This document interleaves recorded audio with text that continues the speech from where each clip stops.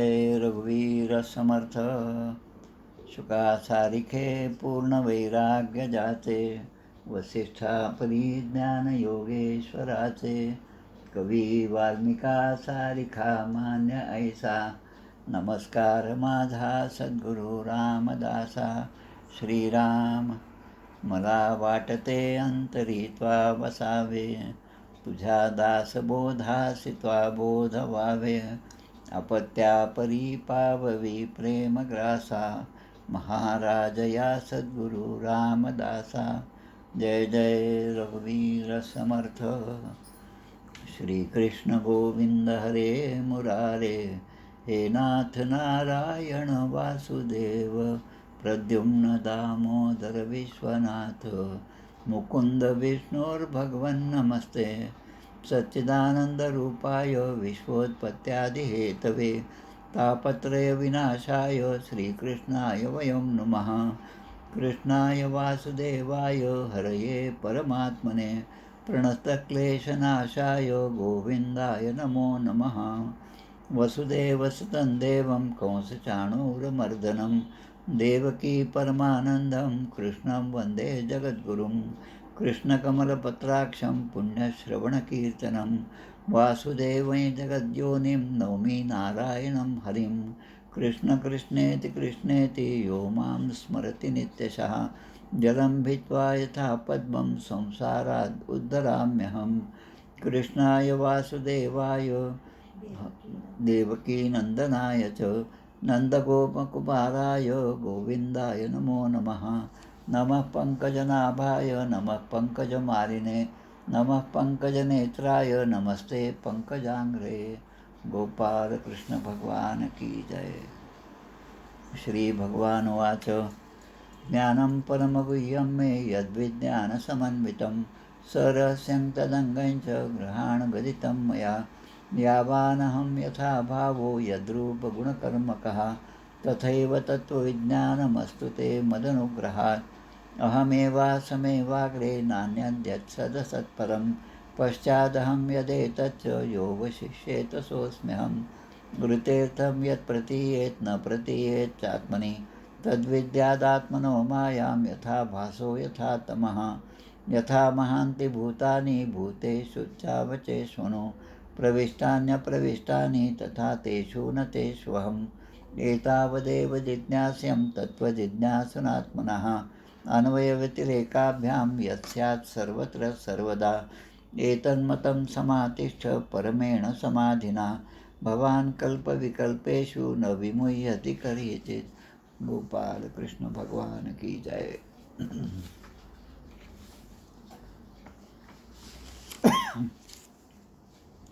नवमस्कंद अवतरणिका। नवमस्कंद अध्याय प्रथम। वर्णिला वैवस्वतपुत्र सुद्युम्न मनुचे 5 पुत्र उत्तम पृषदाद्री द्वितीयात। तृतीयात चवन ऋषी विवाहित झाला सुकन्याशी नाभाग अंबरीश कथेशी निवेदिले चतुर्थात। दुर्वासा दुःख निवृत्ती पंचमात सांगितली ती इक्ष्वाकू मांधाता सौभरी कथा ती षष्ठात।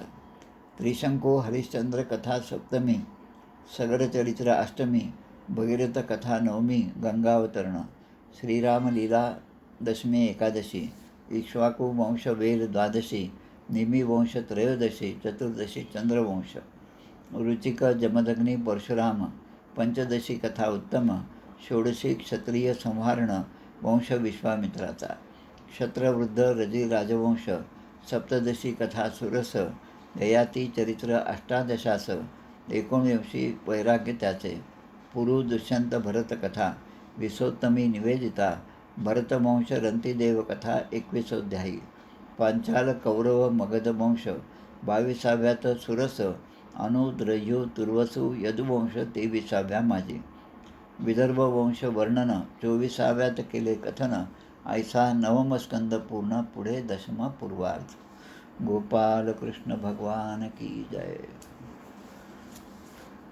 श्री राम जय राम जय जय राम। आषाढ वद्य षष्टी शके 1946 नवमस्कंदातला 24व्या अध्यायात आपण पाहणार आहोत।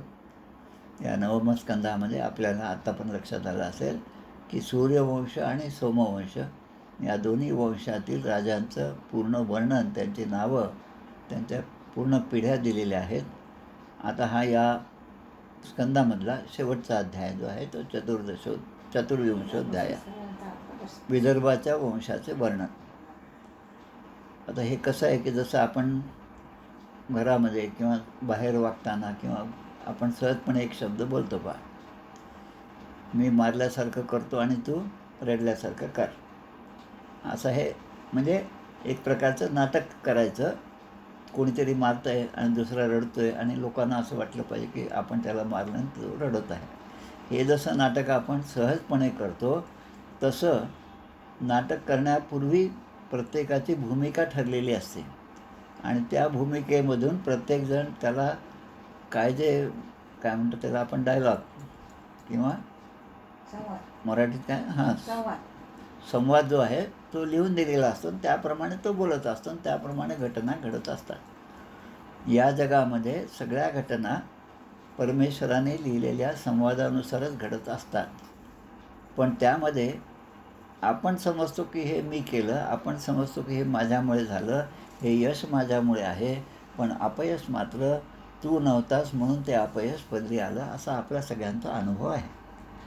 आता हे सगळं सांगायचं कारण काय आहे की जेव्हा आपण आता कृष्णचरित्राकडे वळणार आहोत तेव्हा भगवान श्रीकृष्णाच्या चरित्राच्या पूर्वी, भगवंताचा जन्म होण्याच्या पूर्वी भगवंतानी आजच्या भाषेमध्ये फिल्डिंग केलेली आहे. फिल्डिंग म्हणजे तू तिथे जाऊन उभं राहा आणि मी आलं की तू असे खूण कर आणि तू खूण केले की मग मी याप्रमाणे करेन, असं सगळं पूर्वीपासूनच ठरलेलं होतं. आता त्यामध्ये कोणाकोणाचा रोल होता हे सांगण्यासाठी हे शेवटचे 3-4 अध्याय आहेत. भगवंताचा जन्म होण्यापूर्वी कोणती कोणती परिस्थिती पाहिजे, भगवंताला ज्या ज्या गोष्टीची गरज होती तसं तसं त्यांनी त्या ठिकाणी आपले काय म्हणतात फिल्डिंग जी आहे ती त्या ठिकाणी जसं क्रिकेटमध्ये असतं तसं त्या ठिकाणी ते खेळाडू त्या ठिकाणी त्यांनी नेमून दिले. तसंच या ठिकाणी झालेलं आहे. आपण आत्तापर्यंत पाहिलं रोमपाद पाहिलं, दशरथ आहे, दशरथाचे मित्र आहेत रोमपाद. दशरथाचीच कन्या शांता ही रोमपादांना दिली होती कारण त्यांना मुलं नव्हतं आणि मग नंतर पुत्रकामेष्टी यज्ञ झाल्यानंतर त्यांना मुलगा झाला, हे जसं आहे.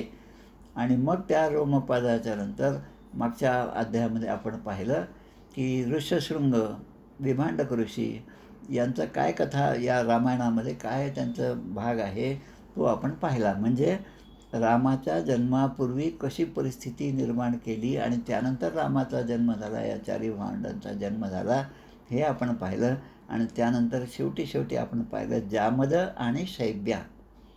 या शैब्यानी आपल्या पतीच्या रथावर बसलेली एक कन्या पाहिली आणि त्यामुळे ती आपल्या नवऱ्यावर चिडली की माझ्या बसण्याच्या जागेवर तू आज हे कोणाला बसवून आणलं आहेस. मग ते राजा म्हणतो की ही तुझी सून आहे. आता सून आहे म्हटल्याबरोबर हिचा राग थोडासा कमी झाला. मग ती म्हणते की आपल्यालाच पुत्र नाही, मी वांज आहे आणि मला कोणी सवतसुद्धा नाही, मग ही सून कशी होईल, असं सगळा तो उल्लेख मागच्या अध्यायामध्ये शेवटी आपण केला.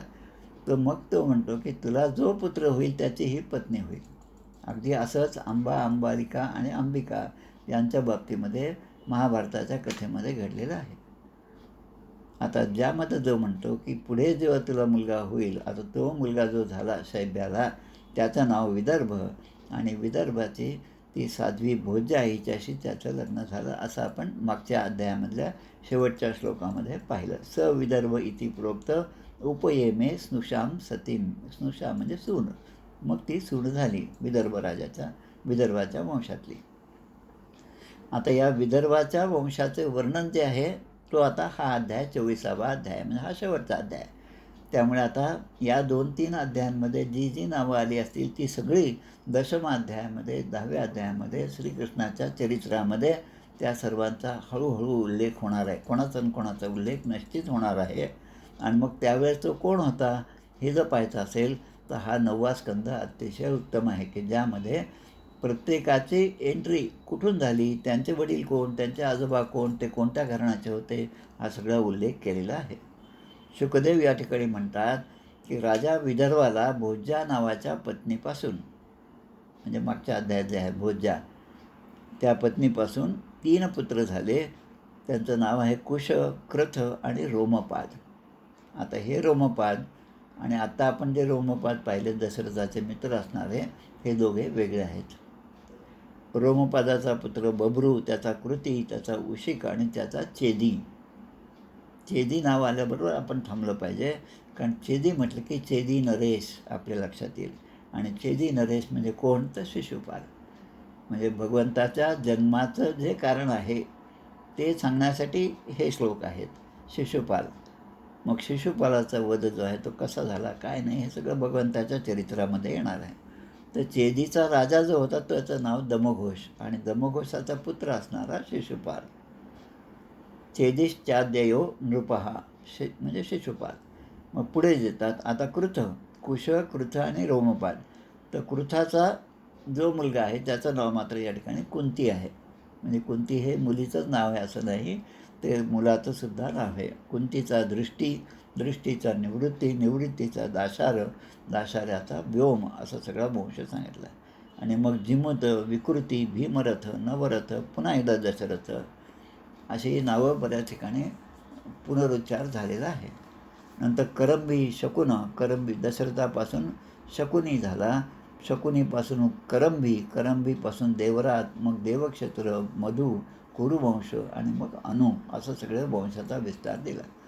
आता या अनुच्या पुत्राचं नाव पुरुहोत्र, त्यापासून आयु आणि आयुतापासून सात्वताचा जन्म झाला. आता हे सात्वत म्हणलं की पुन्हा आपण थांबलं पाहिजे. सोमपो मृतपः सोम, पुरुजित पुरुसत्तमहा, विनयोजय सत्यसंधो, दाशारस सात्वताम पतीही. सात्वताम, सात्वत हे जे भगवंताचं नाव आहे विष्णू सहस्रनामामधील 1000 नावामधलं हे एक नाव आहे की दात्याच्या कुळात जन्मलेला. आणि मग याच्यामध्ये अजून एक नाव आलं आत्ताच्या श्लोकामध्ये, शकुनी जो आहे. आता शकुनी म्हटलं की पुन्हा आपण तिकडे महाभारताकडे वळतो. अफगाणिस्तान आजचं जे आहे तिथला गांधार जो आहे, त्या गांधार देशाचा राजा सुबलाचा पुत्र असणारा शकुनी. आता ह्या अनुपर्यंत आपण आलो आणि मग सात्वत झालं. आता या सात्वताला 7 पुत्र झाले असं लिहिलं आहे. सात्वतस्य सुता सप्त. सात्वतस्य म्हणजे तस्य म्हणजे ही षष्टी विभक्ती आहे. सात्वताचा पुत्र जे आहे ते किती आहेत, 7 पुत्र आहेत. त्यांची नावं या ठिकाणी दिलेली आहेत. भजमान, भजी, दिव्य, वृष्णी, देवादृक, देवावृध, अंधक आणि महाभोज असे 7 पुत्र झाले. आणि त्या भजमानाला 2 पत्नी होत्या. एकीपासून निम्लोची, किंकिण आणि दृष्टी, आणि दुसऱ्या पत्नीपासून शताजित, सहस्राजित, अयुताजित असे 3 मुलं झाली. आता शताजित या नावामध्ये शत म्हणजे 100 असा आकडा आहे. 100 सुद्धा जिंकणार तो शताजित. सहस्राजित म्हणजे हजारो जरी समोर शत्रू आले तरी त्यांना जिंकणारा हा सहस्राजित. आणि अयुताजित म्हणजे, अयुत म्हणजे 10,000. आपल्या दुर्गा सप्तशतीचे सुद्धा अशा प्रकारचे पारायण होत असतात. 9 पारायण, 100 पारायण, 108 पारायण, 1000 पारायण आणि 10,000 पारायणसुद्धा होत असतात. त्यासाठी मनुष्यबळ म्हणजे ब्राह्मण, अनेकांचा ब्राह्मणांचा सहभाग त्यामध्ये केला जातो आणि मग तो शतचंडी वगैरे असे यज्ञ होत असतात. आता पुढे दिलं, बब्रू नावाचा राजा आहे. बब्रूच्या वंशामध्ये देवावृध आहे आणि त्यामध्ये 2 आहेत. बब्रू म्हणजे हा मनुष्यांमध्ये श्रेष्ठ असणारा आणि देवावृध म्हणजे सगळ्या देवतांमध्ये श्रेष्ठ समान असणारा, असं हे 2 आहेत. आता या दोघांकडून, बब्रू आणि देववृधाकडून उपदेश घेतला. गुरुमंत्र जसा आहे तसा उपदेश केला आणि परमपद प्राप्त केलं. असे त्यांचे शिष्य किती होते, तर पुरुषाः पंचषष्टिश्च, षटशस्त्राणि चाष्ट च. षट आणि च अष्ट, म्हणजे षट म्हणजे 6, च अष्ट म्हणजे 6 आणि 8 म्हणजे 14. म्हणजे 14,065 लोकांनी त्यांच्यापासून गुरुमंत्र घेऊन परमपदाला प्राप्त करून घेतला. आता पुढे येतं वृष्णी. आता हे जे कृष्णाच्या नात्यातले जे जे वंश आहेत ते त्यामधला एक वृष्णी वंश आहे. वृष्णीचे सुमित्र आणि युधाजित असे 2 पुत्र झाले. युधाजिताचे शिनी आणि अनमित्र 2 पुत्र, आणि अनमित्राला निम्न नावाचा पुत्र झाला. आता पुढच्या त्यामध्ये अजून 2 नावं महत्त्वाचे येतात. सत्राजितः प्रसेनश्च निम्नस्याप्या सुतौ अनामित्रसुतो योन्यः शिनिस्तस्याथ सत्यकः. निम्नाच्या 2 पुत्रांची नावं दिले. त्यांची नावं म्हणजे सत्राजित आणि प्रसेन. आता 10व्या स्कंदामध्ये ही दोन्ही नावं फार महत्त्वाची आहे. कृष्णाच्या चरित्रामधले अनेक प्रसंगामध्ये हे नावं आलेली आहेत. दशमस्कंदामधला 56वा अध्याय आहे. त्यामध्ये उल्लेख येतो तो जांबुवानाचा. जांबुवंताची पुत्री जी आहे, मुलगी जी आहे, ती म्हणजे जांबुवती. पुढे हिचा विवाह भगवान श्रीकृष्णाशी झालेला आहे. आपल्या जालना जिल्ह्यामध्ये आत्ताच मागच्या वर्षी मी जो गेलो होतो अच्युताश्रम स्वामींच्या 200व्या पुण्यतिथीमध्ये श्रावण शुद्ध द्वादशीच्या दिवशी, त्यावेळेस एकादशीच्या दिवशी आम्ही या गावाला गेलो, ज्याचं नाव आहे जामखेड. अंबड तालुक्यामधलं हे गाव आहे. आणि त्या ठिकाणी गेल्यानंतर त्याचं सौंदर्य तिथे गेल्यावर समजतं, इथून सांगण्यासारखं नाही. त्या मंदिरामध्ये गेल्यावर जांबुवंताचं हे मंदिर आहे. जे जांबुवान रामायणामधले जे जांबुवान आहेत की ज्यांनी रामाला सुद्धा रामाच्या शक्तीचा परिचय करून दिला. आणि त्यांनी सांगितलेलं ते राम हृदय स्तोत्र. आणि त्या जांबुवानांच्याबद्दलचं हे मंदिर जे आहे त्यामध्ये जरा 5-25 पायऱ्या चढून गेलं की डोंगराच्या दरीमध्येच असणारं हे मंदिर आहे. जांबुवंताची मूर्ती त्या ठिकाणी आहे.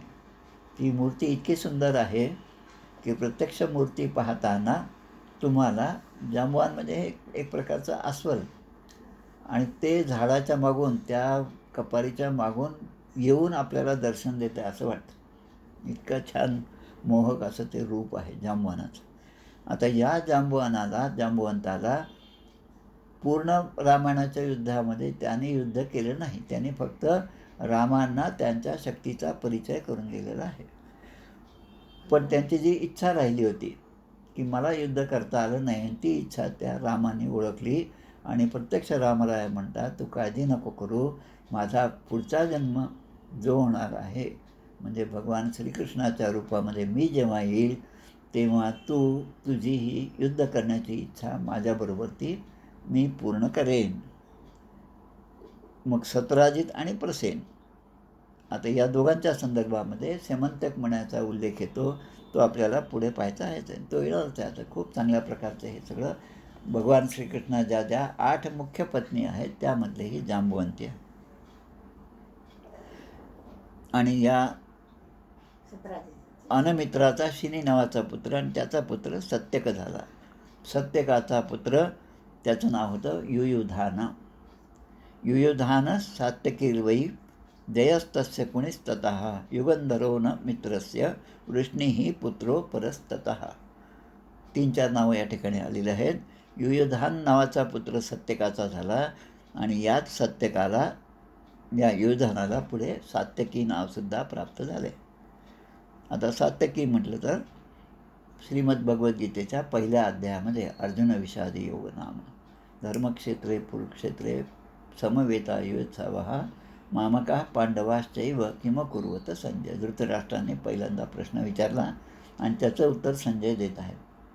मला भगवंताच्या कृपेने, भगवान व्यासांच्या कृपेने, भगवंताच्या श्रीकृष्णाच्या कृपेने जी दिव्यदृष्टी झाली त्याप्रमाणे युद्ध जे चालू आहे त्यामध्ये काय काय घडतं हे मी पाहून तुम्हाला सांगतो, असं तो संजय धृतराष्ट्राला म्हणतो. त्यामध्ये 1ल्याच अध्यायामध्ये 4था श्लोक येतो. अत्र शूरा महेश्वासा भीमार्जुन समायुधी युयुधानो विराटश्च सात्यकीश्च अपराजितः. सात्यकीचं नाव 4थ्या श्लोकामध्ये आलेलं आहे. हा सात्यकी कोण?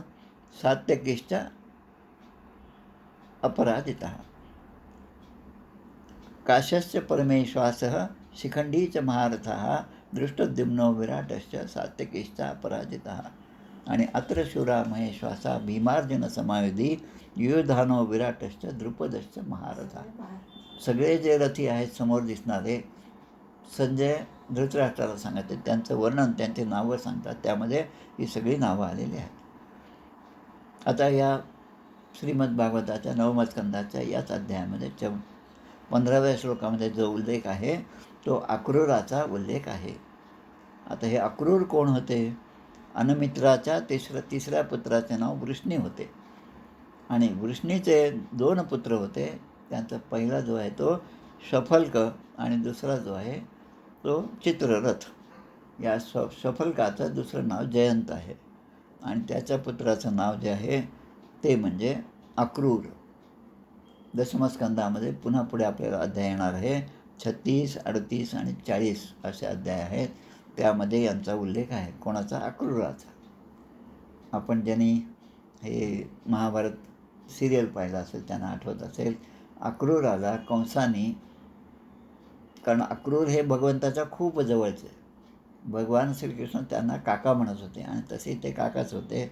आणि अरिष्टासुराचा जेव्हा उद्धार झाला तेव्हा अक्रूराला यांनी व्रजामध्ये पाठवलं कंसाने, कारण मी आता यज्ञ करणार आहे, त्यामध्ये तू जा आणि त्याला घेऊन ये, बलरामाला सुद्धा घेऊन ये. मग अक्रूराचं व्रजामध्ये आगमन होतं. म्हणजे या भगवान श्रीकृष्णाच्याकडे सगळे व्रजवासी जे आहेत ते अक्रूर हे नावच कसं ठेवलं, कारण हा क्रूरच आहे म्हणे, कारण हा भगवान श्रीकृष्णाला घेऊन जात आहे म्हणून सगळ्या गोपी आणि त्याचे सगळे मित्र हे नाराज झाले होते. आणि मग अक्रूराने जेव्हा दुसऱ्या दिवशी त्याला घेऊन गेले तेव्हा पुन्हा अध्याय पुढे आपल्याला येणारे 40वा अध्याय, त्यामध्ये अक्रूराने भगवंताची स्तुतीसुद्धा केलेली आहे. आता अक्रूराच्या व्यतिरिक्त यांचे जे भाऊ होते त्यांची नावं या ठिकाणी दिलेली आहेत. 12 पुत्र म्हणजे 11 जण अक्रूराच्या व्यतिरिक्त होते. एक बहीणसुद्धा होती, तिचं नाव सुचिरा. अक्रूराचे देववान आणि उपदेव असे 2 पुत्र होते. शफल्काचा भाऊ जो चित्ररथ होता त्याच्यापासून सुद्धा पुत्र झाले. हे सगळे वृष्णी वंशातील राजे होते. आता या सातवताचा पुत्र जो आहे अंधक, आणि अंधकाचे कुकुर, भजमान, शुची आणि कंबलबर्गी असे पुत्र होते. त्यामध्ये एका अनुचा पुत्र जो आहे त्याचं नाव तुंबरू आहे. आपण म्हणतो नारद तुंबरू हे सामगायन करी. नारद आणि तुंबरू हे ऋषी तुंबरू हे सामगायन करणारे भगवंताच्या समोर उभं राहून, त्यामधले तुंबरू जे आहेत ते तुंबरू या वंशातले आहेत. अनुचा पुत्र अंधक, मग दुंदुबी, अरिद्योत, मग पुनर्वसू आणि मग आहुक. आता आहुक पुन्हा लक्षात ठेवा, आहुक नावाचा एक पुत्र झाला, आहुकी नावाची एक कन्या झाली. आता या आहुकाचे जे मुलं आहेत त्यामध्ये देवक आणि उग्रसेन, आहुकाचे मुलं देवक आणि उग्रसेन असे 2 पुत्र आहुकाला होते. त्यापैकी देवकाला देववान, उपदेव, सुदेव आणि देववर्धन असे 4 पुत्र झाले. आणि त्यांच्या कन्या ज्या आहेत त्या पण या ठिकाणी त्यांची नावं दिली आहेत. त्यांची नावंसुद्धा आपण श्रवण करूया. धृतदेवा, शांतिदेवा, उपदेवा, श्रीदेवा, देवरक्षिता, सहदेवा आणि देवकी. म्हणजे देवकीचा जन्म कोणाच्या पोटी झाला हे सगळं, हे 7 बहिणी त्या ठिकाणी दिल्या. आणि वसुदेवांनी या 7 जणांशी विवाह केला असा उल्लेख या 22व्या श्लोकामध्ये केलेला आहे. आता उग्रसेन म्हणजे देवक आणि उग्रसेन हे 2 पुत्र म्हणजे भाऊच आहेत ते, देवक आणि उग्रसेन. आता उग्रसेनाचे जे मुलं आहेत त्यांची नावं दिली. उग्रसेनाचे 9 पुत्र आहेत आणि 5 कन्या आहेत. त्यांचं नाव दिलेलं आहे कंस, सुनामा, न्यग्रोध, कंक, शंकू, सुहुस्तथा राष्ट्रपालोथ सृष्टिश्च तुष्टिमान सग्र सेनया. उग्रसेनाच्या मुलांची नावं, मोठा जो आहे तो कंस, त्याचा भाऊ सुनामा, न्यग्रोध, कंक, शंकू, सुहू, राष्ट्रपाल, सृष्टी आणि तुष्टिमान असे 9 पुत्र उग्रसेनाला झाले. त्याचप्रमाणे त्यांच्या ज्या 5 कन्या होत्या उग्रसेनाच्या त्यांची नावं दिले कंसा, कंसावती, कंका, शरभू आणि राष्ट्रपालिका. आता या सगळ्यांचा विवाह जो आहे वसुदेवाच्या लहान भावाशी झाला. मग पुढे आता येतं ऋदिक. या ऋदिकाला देवबाहू, शतधन्वा आणि कृतवर्मा.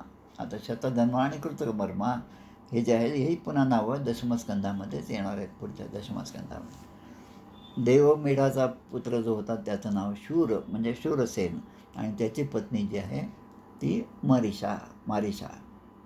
शूर आणि मारिशा यांच्यापासून जे मुलं झाले त्यांची नावं दिली आहेत. त्यामध्ये वसुदेव, देवभाग, देवश्रवा, आनक, सृंजय, शामक, कंक, शमिक, वत्सक आणि वृक असे 10 पुत्र झाले. आता यामधला जो मोठा मुलगा आहे, जो वसुदेव आहे, त्या वसुदेवांच्याबद्दल दिलं आहे. सृंजयम, शामकम, कंकम, शमिकम, वत्सकम, वृकम, देवदुंदुभयो देव नेदुर आनका यस्य जन्मनी.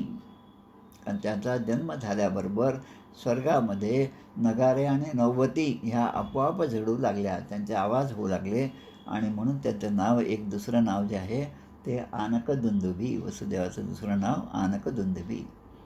वसुदेव आणि देवकी यांच्या पोटी मग जी मुलं झाली त्यांची नावं दिले पृथा, श्रुतस्रवा.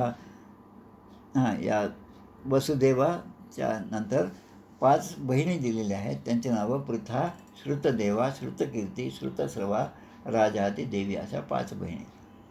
वसुदेवाच्या आता आपल्या लक्षात आलं, वसुदेवाचे वडील हे शूरसेन आणि या शूरसेनांचा मित्र जो होता त्याचं नाव कुंतीभोज. आता या वसुदेवाची जी मुलगी होती पृथा नावाची, ती त्यांनी त्या आपल्या मित्राला कुंतीभोजाला दत्तक दिली आणि म्हणून तिचं नाव आता कुंतीभोजाची मुलगी म्हणून तिचं नाव कुंती असं पडलेलं आहे. कुंते सख्यू पिता शूरो ह्य पुत्रस्य प्रथामदात. कुंतीने आता कुंतीच्याबद्दल थोडक्यात दिलेलं आहे. दुर्वास ऋषींना प्रसन्न करून घेतलं. म्हणजे दुर्वास क्रोधासाठी अगदी प्रसिद्ध आहेत, त्यांनासुद्धा तिने प्रसन्न करून घेतलं आणि साहजिकच दुर्वासाने तिला काहीतरी आशीर्वाद दिला, वर दिला. आणि तो वर कसा होता की तिच्या मनामध्ये ज्यात स्मरण ती करेल कोणत्याही देवतेचं, तर ती देवता तिच्यासमोर प्रगट होतील. साप दुर्वाससो विद्याम देवहूतीम प्रतोषिताम तस्या वीर्य परीक्षार्थम आजुहाव रविम शुचिही. मग तिने एके दिवशी बसल्या बसल्या विचार केला, आपल्याला एवढं सगळे काय म्हणतात त्याला सिद्धी दिलेली आहे दुर्वास ऋषींनी, आता ही आपण तपासून पाहिली पाहिजे. आता तपासून पाहणं म्हणजे या श्रीमद भागवताच्या सुरुवातीला आपण पाहिलं, ती जी धुंदुकारी होती तिलासुद्धा त्या फळ दिलं होतं आणि हे फळ तू तुझ्या पत्नीला दे, आणि त्याप्रमाणे आत्मदेवाने ते आणून दिलं. धुंदुकारीला दिलं की हे खाल्ल्यानंतर तुला पुत्रप्राप्ती होईल. आता ती जशी महिलांची बुद्धी असते की हे खरं आहे की नाही, मग मला कसं होईल, सगळं शंका असल्यामुळे तिने ते त्या गाईला खाऊ घातलं, आपण पाहिलं. आणि मग त्यानंतर त्या गाईच्या पोटी गोकर्णाचा जन्म झालेला. तसं या ठिकाणी हिने आता विचार केला आणि सूर्य जसा उगवलेला आहे सूर्याकडे पाहून त्या मंत्राचं आवाहन केलं आणि त्या सूर्यदेवतेने तिला प्रत्यक्ष दर्शन दिलं आहे. आजुहाव म्हणजे आवाहन केले. आजुहाव रविम शुचिही, पवित्र अशा सूर्यदेवतेचं आवाहन केलं. देवो तदैवोपागतं देवं वीक्ष विस्मित मानसा प्रत्ययार्थं प्रयुक्ता मे याही देव क्षमस्व मे. आता समोर भगवंत सूर्यनारायण प्रगट झालेले आहेत, त्यामुळे आता मी विद्येचा प्रयोग केला. खरं म्हणजे मला ते पाहायचं होतं, ती विद्या त्याने जे मला मंत्र दिला तो खरा आहे की नाही, म्हणून मी केलं. आता सूर्यदेव म्हणतात की ज्यांनी मला बोलवलं, ज्यांच्यासाठी मी या ठिकाणी प्रकट झालो, त्यांना मी तर दर्शन दिलेलं आहे, पण माझं दर्शन असं निर्फळ होणार नाही. म्हणून आता माझ्यापासून तुला एक पुत्र होईल, सूर्यदेवतेने सांगितलं. आता ही कुंती जी आहे अजून तिचं लग्न झालेलं नव्हतं, कुमारी होती आणि कुंतीला सूर्यदेवाच्या कृपेने पुत्र झाला. आणि सूर्यदेव हे सुद्धा सांगतात, जरी हे तुझ्याकडून चुकून झालेलं असलं तरी पण हा पुत्राच्या प्राप्तीनंतर तुझा कौमार्य भंग होणार नाही. आणि म्हणून तिच्या उदरामध्ये गर्भस्थापन झाला आणि सूर्यदेव तिथून निघून गेले. इति तस्यांस आदाय गर्भम सूर्यो दिवम गतः. सूर्यदेव निघून गेले. आता यथासमय सूर्यदेव निघून गेले आकाशात आणि त्यानंतर सूर्यासारखा तेजस्वी पुत्र कुंती मातेला झाला. आणि तो आता तुमच्या आमच्यासारखा योनीतून न होता तो त्या कुंतीच्या कानातून झालेला आहे तो पुत्र आहे. कानिफनाथ जे आहेत नवनाथामधले, त्यांचासुद्धा जन्म असाच प्रकारे झाला आहे. म्हणून कानातून जन्म झाला म्हणून त्याचं नाव कर्ण. गोकर्ण गाईच्या कानातून झाला म्हणून त्या गोकर्णाला तुमच्या आमच्यासारखं सगळं शरीर होतं, पण कान मात्र गाईसारखे होते. तसं हा कर्ण जो आहे, कर्णाचा जन्म जो आहे तो या ठिकाणी दिलेला आहे. शुकदेव परीक्षिती राजाला हा सगळा इतिहास सांगत आहे. आता ते पुढे सांगतात, स सात्यजनितो ये कृच्छालोकस्य बिभ्यती प्रपितामहास्तमाहुवाह पांडुर्वै सत्यविक्रमः. कुंदीने म्हणजे विवाह न होता हा पुत्र झाला, मग लोक आपल्याची निंदा करतील आणि म्हणून अगदी दुःखी अंतःकरणाने त्या पुत्राचा वियोग तिला सहन करावा लागला आणि त्या बालकाला नदीच्या प्रवाहामध्ये तिने सोडून दिलं. काल आपण पाहिलं होतं, कालच्या अध्यायामध्ये अधिरथाचं आख्यान पाहिलं. अधिरथाचं नाव आलं होतं. आता अधिरथ म्हणजे हा कोण, की तो त्या ठिकाणी असणारा, त्याला ते मूल सापडलं आणि त्याने त्या अधिरथाने याचा स्वीकार केला आणि त्याला वाढवलं करणारा अधिरथ. आता परीक्षित राजाला शुकदेव सांगतात की या कुंती तिचा विवाह तुझे पंजोबा पांडू याच्याशी झाला. आता पंजोबा कसे लक्षात घ्या. परीक्षिती आहे, त्याचे वडील म्हणजे अभिमन्यू, त्याचे वडील म्हणजे अर्जुन आणि अर्जुनाचे वडील म्हणजे पांडुराजा. म्हणून त्या कुंतीचा विवाह पांडुराजाशी झाला. आता पुढे सांगतात, श्रुतदेवा हे सुद्धा नाव आहे. श्रुतदेवात कारुषो वृद्ध शर्मा समग्रहीत यस्या अभूत दंतवक्त्र ऋषिशप्तो दिते सुताः. आता भगवंताचा जन्म जो होत असतो तो परित्राणाय साधूनाम या एका कारणाने आणि विनाशायचं दुष्कृताम. जय विजय यांना जो शाप मिळाला होता सनकादी ऋषींकडून, जे आपण पूर्वी अगदी पहिल्या स्कंदामध्ये जे ऐकलं, त्या जयविजयांना 3 जन्म मिळाले, असुरांचे जन्म मिळाले आणि त्या जन्मामधला एक कारण असणारा दंतवक्र, की ज्याच्यासाठी भगवंताने हा भगवान श्रीकृष्णाचा अवतार घेतला, ज्याला पूर्ण अवतार असं पण म्हणतो, त्याचा आता सांगतात श्रुतदेवीचा विवाह कुरुश राजाचा वृद्ध शर्मा याच्याशी झाला आणि त्यापासून तिला जो मुलगा झाला त्याचं नाव दंतवक्र. आता हा दंतवक्र आत्ता जसं म्हटलं तसं हा पूर्वजन्मीचा हिरण्याक्ष होता. 3 जन्म सांगितले, हिरण्याक्ष आणि हिरण्यकश्यपू, त्याच्यानंतर दंतवक्र आणि शिशुपाल कृष्णाच्या वेळेस, आणि रामाच्या वेळेस जे आहे ते कुंभकर्ण आणि विभीषण रावण. आता केकय देशाचं या ठिकाणी दिलं आहे. केकय देशाचा राजा दृष्टकेतू याच्याशी श्रुतकीर्तीचं लग्न झालं. आता श्रुतकीर्ती म्हणजे पुन्हा भगवंताची आत्याच आहे. ती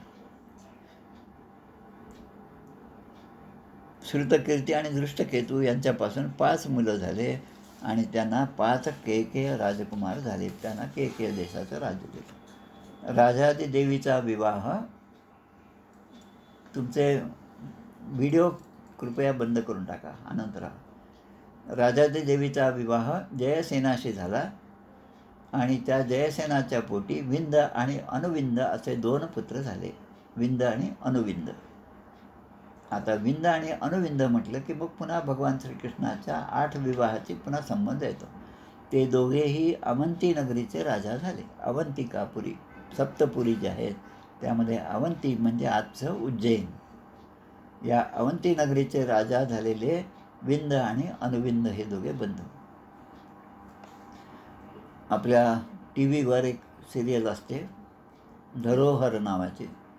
धरोहर सिरियल काय 10 मिनिटाचंच आहे, की भारतातल्या सप्तपुरी असतील किंवा जी काही तीर्थक्षेत्र असतील त्यांची माहिती एक अगदी 10-15 मिनिटात ते देतात.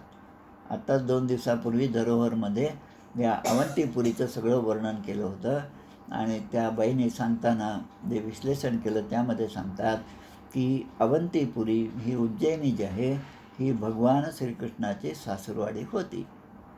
आता असं ऐकल्यावर माझ्या मनात सहजपणे आलं, ज्या भगवान श्रीकृष्णाने 16,108 लग्न केले. त्यामुळे त्यांची सासरवाडी प्रत्येकच ठिकाणी असणार आहे, कुठे ना कुठे असणारच आहे. मग लक्षात आलं की या दशमस्कंधामध्ये विंद आणि अनुविंद यामध्ये आता याचा उल्लेख येतो. मग आता शिशुपालाचं झालं. आता पुढचा जो आहे की देवभागा ही जी आहे त्याची पत्नी आहे कंसा. हिच्यापासून त्याला चित्रकेतू आणि बृहद्वल असे 2 पुत्र झाले.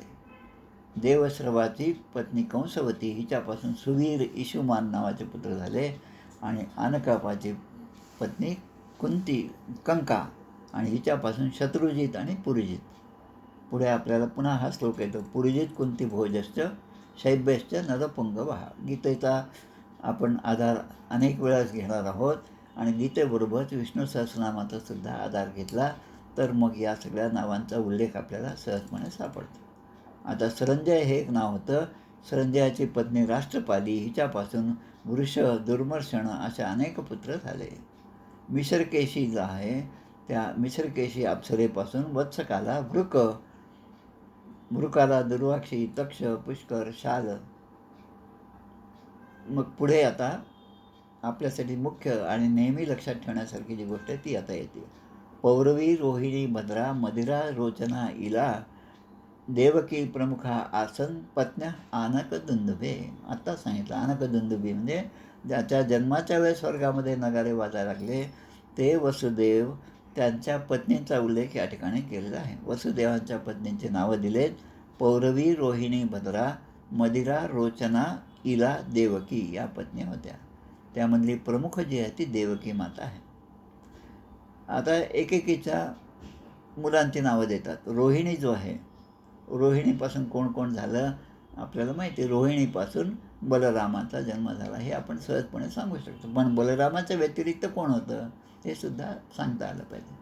आता बलरामाचा जन्म भगवान श्रीकृष्णाच्या पूर्वी झालेला आहे.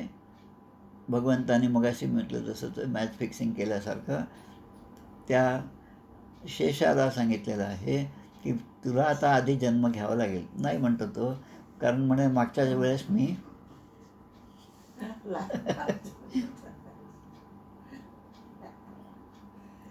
रामावतारामध्ये शेषाने लक्ष्मणाच्या रूपाने जन्म घेतला आणि तो आयुष्यभर मला लक्षात राहील असा जन्म होता. 14 वर्ष वनवासामध्ये न झोपता तुमची सेवा मी केली. मग आता म्हणतात निदान आता मोठा भाऊ हो म्हणजे मला तुझी सेवा करता येईल. आता भगवंताचं बोलणं जे आहे ते किती चांगलं आहे, किती ते आधरम मधुरम हे जे वल्लभाचार्यांचं जे आहे गीत अष्टक आहे त्या अष्टकामध्ये की भगवंताचं बोलणं चालणं त्याची प्रत्येक क्रिया ही मधुरच आहे आणि ती पाहिल्यावर कोणीही त्याच्याकडे आकर्षित होऊन जाईल. तसं या ठिकाणी सांगितलं आहे.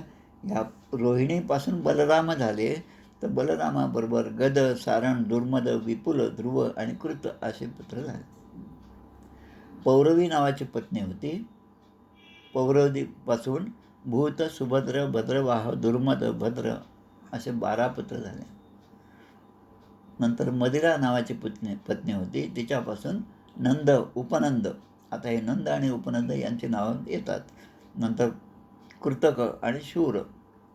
कौशल्याचा एक उल्लेख या ठिकाणी आहे. ही कौशल्य वेगळी आता रामायणातले नाही. तिला वंशाचा दिवा असा केशी नावाचा एकच पुत्र झाला. म्हणजे आत्तापर्यंत प्रत्येकीला 12 किंवा 10 किंवा 8 असे पुत्र झाले, पण हिला मात्र एकच पुत्र झाला. पुढे रोचना. रोचना या मतो जाता हस्त हेमांग दादया हा हिरा या उरुवल्कादीन यदुमुख्यानं जी जनत म्हणजे पुत्र प्रसवली. यदुवंशामध्ये कोण कोण झालं ते उरुवल्काचा उल्लेख. मग तर द्रुतदेवा या पत्नीपासून वसुदेवांना विपृष्ट नावाचा राजा झाला. तो एकच पुत्र होता आणि शांतीदेवीपासून श्रम आणि प्रतिश्रुत असे अनेक पुत्र झाले. आता पुढे येतात की वसुदेव आणि देवकी यांना जे पुत्र झाले त्यांची नावं या ठिकाणी दिलेली आहेत. कंसाच्या त्या कारागृहामध्ये असताना जे पुत्र झाले त्यांची नावं दिलीत. आणि बहुत करून यांची नावं फक्त त्यांच्या जन्माच्या वेळेस नावं येतात आणि पुढे त्यांना जेव्हा पुन्हा एकदा आईच्या सांगण्याप्रमाणे त्यांना आणून भगवंतांनी पुन्हा आईला आपल्या मुलांची भेट घडवून दिली तेव्हा त्यांची नावं येतात. ती नावं कोणती? तर कीर्तिमान, सुषेण, भद्रसेन, ऋजू, संवर्धन, भद्र ही 6 मुलं झाली. आणि शेषावतार बलराम आहे आणि 8वा पुत्र म्हणजे स्वतः भगवंत श्रीकृष्ण आहेत. आता ही 8 मुलं वसुदेव देवकांची आहेत.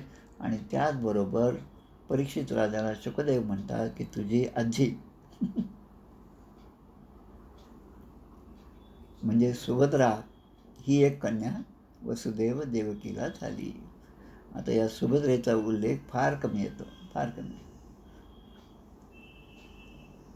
आता आपण आत्ताचा विचार केला, सुभद्रा, बलराम आणि भगवान श्रीकृष्ण या तिघांचा उल्लेख जसा या ठिकाणी श्रीमद भागवतामध्ये आहे तोच उल्लेख किंवा त्याच 3 रूपामध्ये आपल्याला दर्शन होतं ते तुमच्या ओरिसामधल्या जगन्नाथपुरी क्षेत्रामध्ये. भगवान श्रीकृष्ण, बलराम आणि ही बहीण असणारी सुभद्रा यांच्या मूर्ती त्या ठिकाणी असतात. आत्ताच आषाढ महिन्यामध्ये द्वितीयेला मोठा उत्सव त्या ठिकाणी झाला. उत्सवाच्या पूर्वी या तिघांना मिळून त्या समुद्राच्या काठी आपण जसं फिरायला जातो तसं हे बाहेर जातात आणि 8-10 दिवस तिथे राहून पुन्हा नगरामध्ये परत येतात. तो उत्सव त्या ठिकाणी झाला. जगात जेव्हा धर्माचा ऱ्हास होतो आणि पापाची वृद्धी होते तेव्हा सर्व शक्तिमान भगवंत अवतार घेत असतात. हेच आपल्याला यदा यदा हि धर्मस्य ग्लानिर्भवति भारत अभ्युत्थानम अधर्मस्य तदात्मानं सृजाम्यहम परित्राणाय साधूनां विनाशाय च दुष्कृतां 4थ्या अध्यायामधला 7वा आणि 8वा श्लोक. आता हाच गीतेमधला श्लोक जो आहे तो या ठिकाणी वेगळ्या शब्दामध्ये दिलेला आहे. अष्टमस्तु तयोरासीत स्वयमेव हरि किला सुभद्राच महाभागा तव राजन पितामही. आणि पुढे म्हणतात यदा यदेह धर्मस्य यदा यदा धर्मस्य क्षयोवृद्धिश्च पापमनः. वृद्धी कशाची? तर पापाची. म्हणजे पाप जेव्हा वाढीला लागतात तेव्हा तदा तो भगवान ईश आत्मानं सृजते हरिही. भगवंत स्वतः अवतार घेतात. आणि मग आता भगवंताचा अवतार म्हणजे पुन्हा ती माया आली. कारण भगवंत स्वतःहून काहीच करू शकत नाही जोपर्यंत मायेचा स्पर्श नाही, मायेचा विचार नाही. कारण ते मायेच्या पलीकडे असणारं तत्त्व आहे. त्यामुळे त्यांना काही जरी करायचं असेल तरी मायेचाच आधार घ्यावा लागतो. म्हणून सद्गुरू स्तवनामध्ये आपण म्हणतो मायेच्या बळे करीन स्तवन ऐसे वांछित होते मन माया झाली लज्जायमान काय करू. सद्गुरूंचं वर्णन हे मायातीत अशा तत्वाचं वर्णन आहे. पण ते वर्णन आता वाणी रूपाने मला करावं लागतं. आणि म्हणून वाणी हे सुद्धा नष्ट होणारीच आहे. या देहामध्ये आहे म्हणून ती वाणी आहे. देह नसेल तर वाणीसुद्धा राहणार नाही. तरी पण मी वर्णन करण्याचा प्रयत्न करतो आणि सगळं भगवंताचं त्या सद्गुरूंचं वर्णन समर्थाने सद्गुरू स्तवनामध्ये केलेलं आहे हे आपण जाणतो.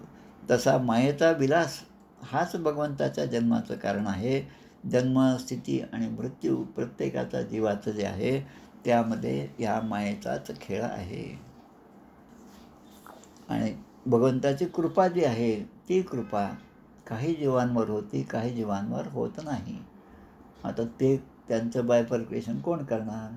बद्ध, मुमुक्षु, साधक आणि सिद्ध या ज्या 4 अवस्था आहेत त्या अवस्था. आणि भगवंत असं म्हणतात की तुमच्या कुठल्याच पापासाठी किंवा पुण्यासाठी मी जबाबदार नाही. पहिली गोष्ट म्हणजे आधीच सांगून टाकलं, हात झटकून टाकले. आणि मी मात्र निमित्त मात्र भव सव्य साची. मी मात्र निमित्त मात्र आहे. मी साक्षी आहे. माझ्या समोर या सगळ्या गोष्टी असतात पण मी मात्र निस्संग आहे. सूर्याच्या समोर सगळं जग चालत असतं आणि मग त्यामध्ये जो चांगला आहे जो चांगला नाही या सगळ्यांना सुद्धा तोच सूर्य साक्षी आहे.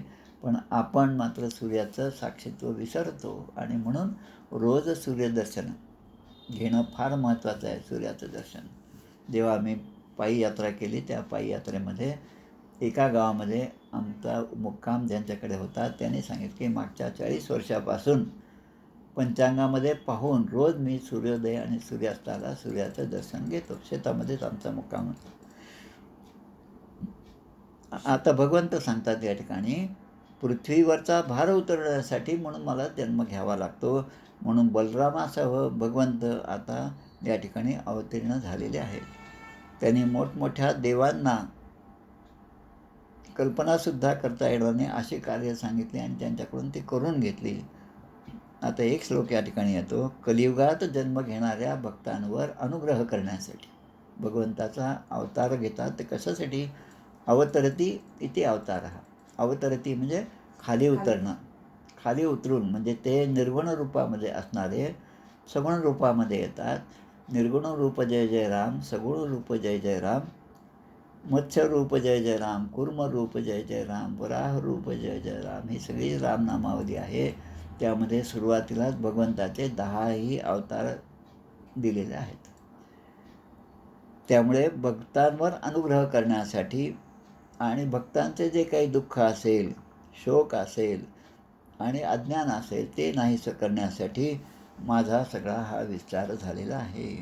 कलो जनिष्याम मानानाम दुःख शोक तमोनुदम अनुग्रहाय भक्तानां सुपुण्यम व्यतनोद यशः.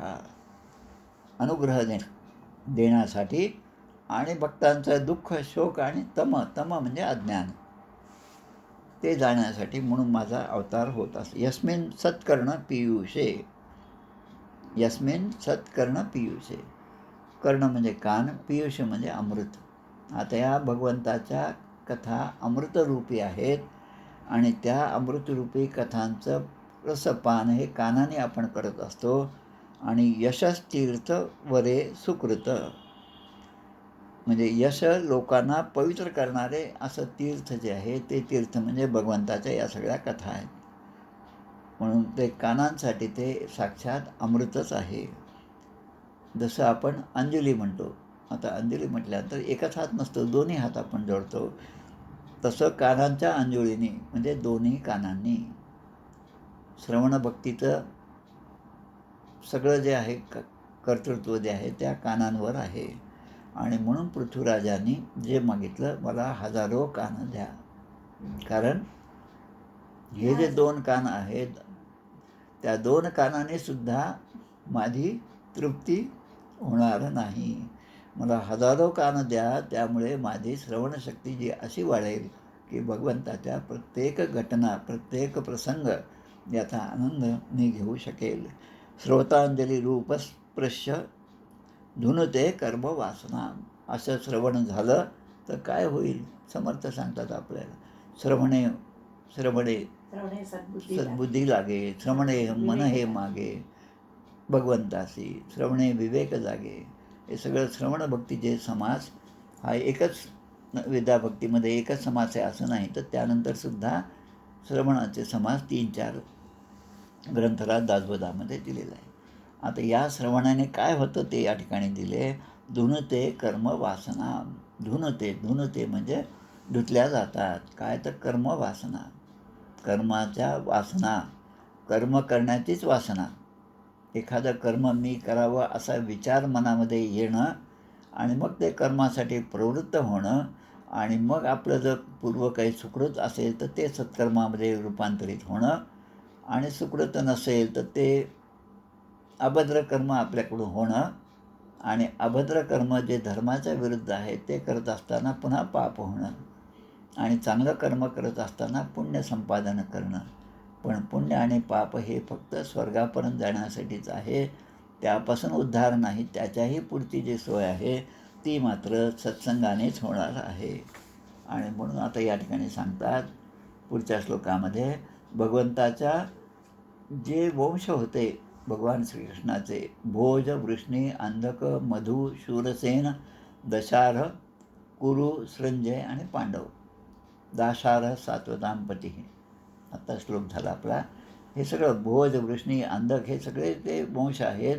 ते वंश या भगवंताचे वंश आहेत आणि त्या सगळ्याच वंशातील राजाने भगवंताच्या लीलांची आदरपूर्वक स्तुती केलेली आहे. आता ते म्हणतात की भगवंत कसे आहेत, तर भगवंताचं स्वरूप सांगतात. स्निग्धस्मिते इक्षितो दारैर वाक्यैर विक्रम लीलया नृलोकम रमयामास मूर्त्या सर्वांग रम्या.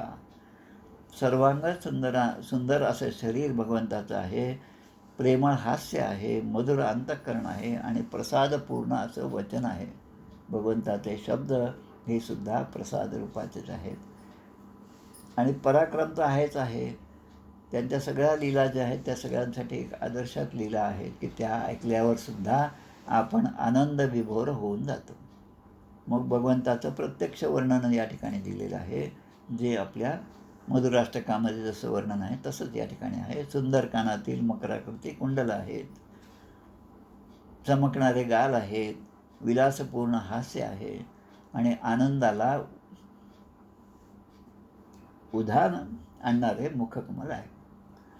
त्यामुळे पहा, कोणाचंही लहान मुलं दिसलं, आपण बसमध्ये असो, प्रवासात असतो, किती आपल्या ते जवळ असो का दूर असो, त्याच्या चेहऱ्याकडे पाहण्याचा मोह आपण कधीच टाळू शकत नाही. कारण त्यामध्ये आपल्याला भगवंताचं रूप दिसतं. म्हणून आमचे अक्का वेलणकर जे आहेत, ज्यांच्या जन्मशताब्दीपासून आपण हा उपक्रम सुरू केला आहे श्रीमद भागवताचा, त्यांचे जवळपास 300-400 भागवत सप्ताह झाले होते. त्या अक्का त्यांच्या भागवताच्या प्रवचनात सांगत होत्या की उंदराचं पिल्लू जे आहे, लहान मुलं जे आहे, ते सुद्धा आपल्याला आकर्षित करतं. आता अशा भगवंताकडे जेव्हा आपण पाहतो तेव्हा आपल्या पापण्या जेव्हा मध्येच बंद होतात तेव्हा त्या बंद होणाऱ्या पापण्यांचा सुद्धा संताप होतो. आमचे रामकृष्ण परमहंस असं म्हणतात की मूल जे आहे ते आईपासून जेव्हा दूर असतं तेव्हा त्यांना आईची सारखी आठवण येते. आता तेच मूल जेव्हा आईच्या समोर जातं तेव्हा त्या मुलांनी आईचं रूप पाहत असताना आपले डोळे उघडावे का बंद करावे, असा प्रश्न रामकृष्ण परमहंस म्हणतात. ते म्हणतात, आईसमोर बसल्यानंतर आपल्या डोळ्यांमध्ये आईचं रूपच मुलाने साठवून घेतलं पाहिजे. त्यामुळे डोळे उघडे ठेवूनच आपण आईकडे पाहायला पाहिजे. मंदिरात गेल्यानंतर डोळे मिटून बसू नये. मंदिराच्या बाहेर असताना डोळे मिटणं आणि मिटलेल्या डोळ्यांनी त्या भगवंताचं रूप पाहणं, म्हणजेच मंदिरात गेल्यानंतर उघड्या डोळ्यांनी भगवंताचं रूप पाहणं, हे दोन्ही सारखेच आहे. पण त्यावेळेस जर पापण्यांची उघडझाप झाली तर खरा भक्त असेल तर तो त्या पापण्यांवर सुद्धा संतापतो. नार्यो नराश्च मुदिता कुपिता निमेश्च. कुपिता म्हणजे रागवतो.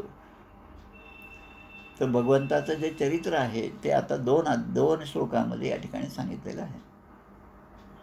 जसं आपण म्हटलो आदौ राम तपोवन अधिगमन, हे जे 4 चरण आहेत त्यामध्ये संपूर्ण रामायण सांगितलेलं आहे. तसंच या ठिकाणचे 2 श्लोक आहेत या नवम स्कंदाच्या 24व्या अध्यायामधले शेवटचे 2 श्लोक 66 आणि 67. त्याचं फक्त मी वाचन करतो. आज एक 5 मिनटं जास्त लागतील कदाचित.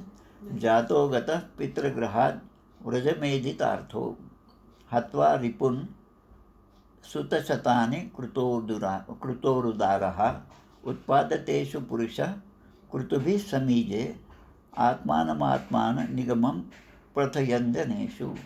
आणि पुढचा श्लोक, पृथ्व्या सवै गुरुभरं क्षपयन कुरुणा मंतः समुत्थ कलिना युधित भूपचंपवः दृष्ट्या विधूय विजये जयम उद्विघोष्य प्रोच्चधवाय च परम समगात स्वधाम. असे 2 श्लोक आहेत. या 2 श्लोकामध्ये पूर्ण दशमस्कंदामध्ये जेवढं भगवंताचं चरित्र सांगितलेलं आहे ते सगळं या 2 श्लोकामध्ये नवम स्कंदामध्ये सांगितलेलं आहे. जसं आपण रोज सिरियल पाहतो, सिरियल संपल्यानंतर लगेच काही बंद करत नाही आपण, कारण ते पुढच्या सिरियलमधला जो भाग आहे तो सांगतात. म्हणजे आपली उत्सुकता असते की आता पुढे काय होणार आहे. तसं दशमस्कंदामध्ये पुढे काय होणार आहे हे या ठिकाणी वेदव्यास जे आहेत ते या 2 श्लोकांमध्ये स्पष्ट करून सांगतात. ते म्हणतात की भगवान मथुरेमध्ये वसुदेवाच्या घरी अवतार घेतील आणि तिथून ते गोकुळामध्ये जातील. गोकुळातलं कार्य पूर्ण झाल्यानंतर अनेक शत्रूंचा संहार केला, अनेक स्त्रियांबरोबर विवाह केला, हजारो पुत्रांना जन्म दिला. त्याचबरोबर लोकांमध्ये स्वरूपाचा साक्षात्कार करून देणाऱ्या वेदांची लोकांमध्ये स्थापना करतील. अनेक यज्ञ करतील आणि स्वतःचेच पूजन स्वतःच करतील.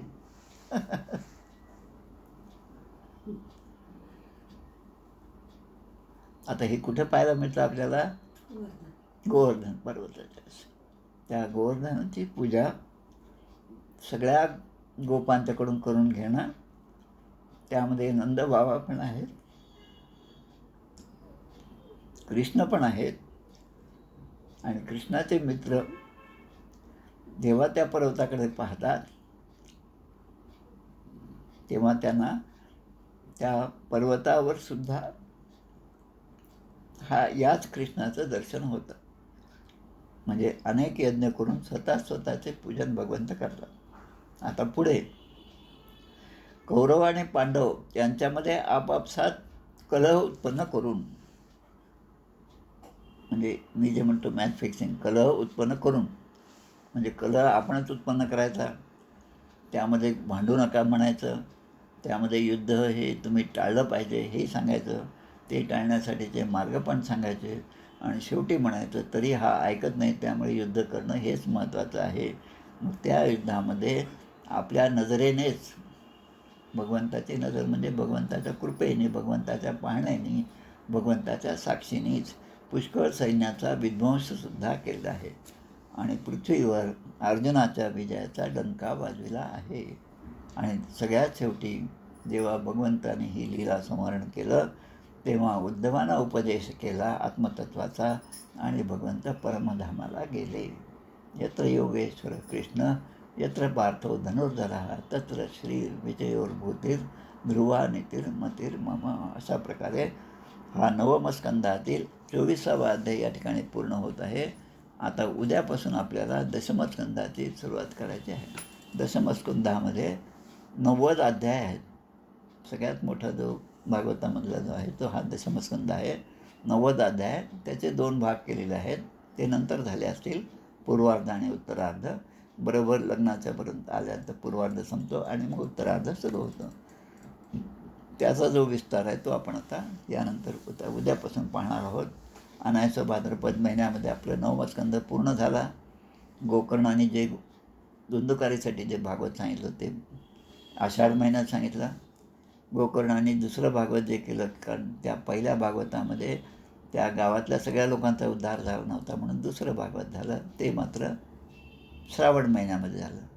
त्यामुळे भाद्रपद आणि श्रावण आणि मग पुढे अश्विन महिन्यामध्ये सुद्धा आहे. हे सगळे 5-6 महिने श्रीमद भागवताच्या सप्ताहासाठी अगदी चांगले असे महिने आहेत.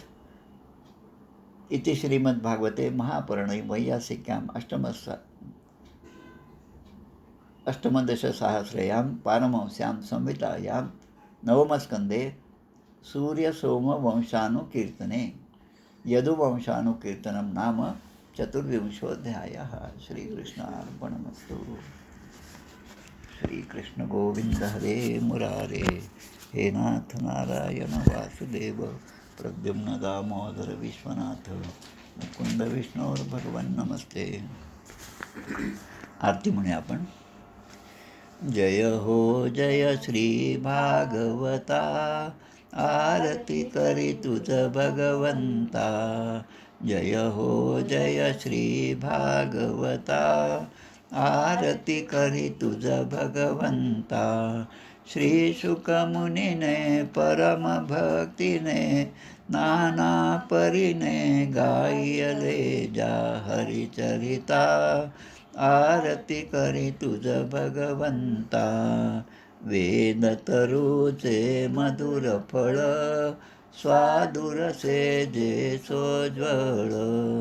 आत्मा राम मुनी अचळ, सेवुनी करीती जन सफळ.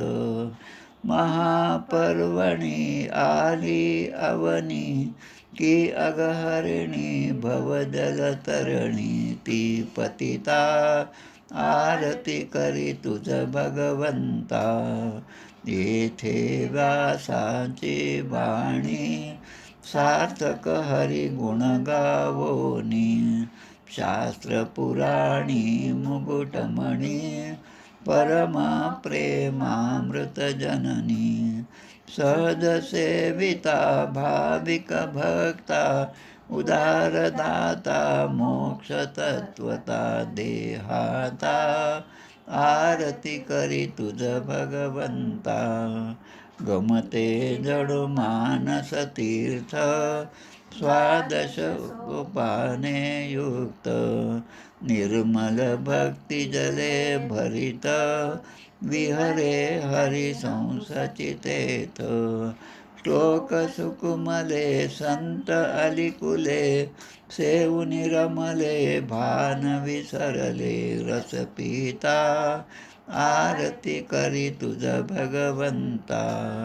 अपार महिमा ग्रंथाचा, वदवे ना कोणासाचा. मेवा कविवर संताचा, प्राणची कीर्तनकाराचा. जणू बोधाचा स्वयंप्रभेचा, द्वादश कळीचा रवी अंतरीचा. तमहरता आरती करी तुझ भगवंता, ग्रंथ नव्हे हा श्रीकृष्ण. गीते वेधी मन पूर्ण, अनन्य होता या शरण. खचित टळे जन्म मरण, त्रिताप जाती चिरये शांती. नाथ ही वदती रामपदी ठेवी माता, आरती करी तुझ भगवंता. जय हो जय श्री भागवता, आरती करी तुझ भगवंता. गोपाल कृष्ण भगवान की जय. जय जय रघुवीर समर्थ.